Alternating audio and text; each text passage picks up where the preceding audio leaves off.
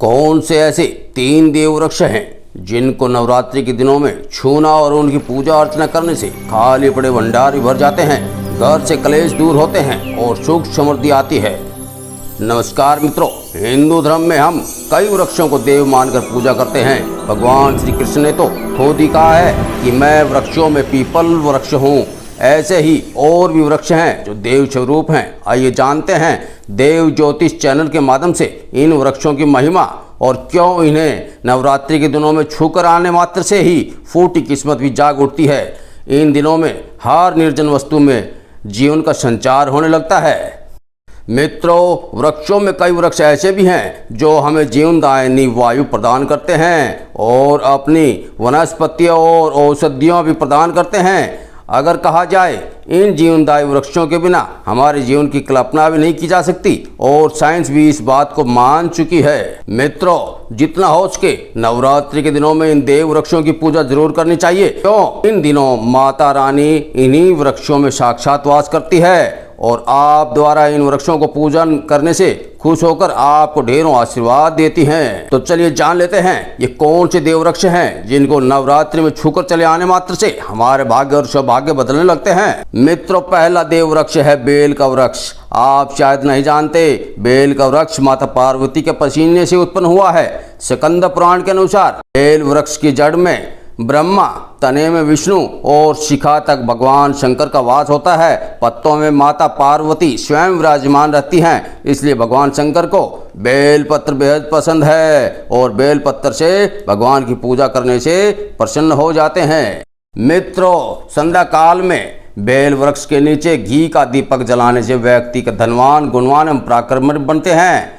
व्यक्ति के मनोरथ पूर्ण होते हैं और जो लोग व्रत रखते हुए नवरात्रि में इस वृक्ष को 7 बार छूकर आ जाते हैं तो उनका भाग्य चमक उठता है, मुर्दा में भी जान आ जाती है, ऐसा पुराणों में कहा गया है। इस वृक्ष के नीचे घी का दीपक जलाने से दूसरे अनमोल फायदे भी बताऊंगा, लेकिन उससे पहले वृक्ष के बारे में जान लेते हैं। मित्रों, दूसरा देव वृक्ष है शमी, जो स्वयं जगदम्बा का स्वरूप कहा गया है। इसलिए नवरात्रि के दिनों में शमी वृक्ष या पौधा घर में लाना सौभाग्यशाली बनाता है और हर शाम उसको धूप दीप दिखाने से बिगड़े कार्य भी बनने लगते हैं। आपके किसी कार्य में आई हुई अड़चन खुद ब खुद दूर होने लगती है, कष्टों का अंत होने लगता है। शमी वृक्ष में जो औरत लाल चूड़ी चढ़ाती है या बांधती है उनके पति की कभी भी अकाल मृत्यु नहीं होती। जो औरत शमी के वृक्ष में इन दिनों में लाल सिंदूर चढ़ाती है उनके परिवार को आरोग्य प्राप्ति होती है।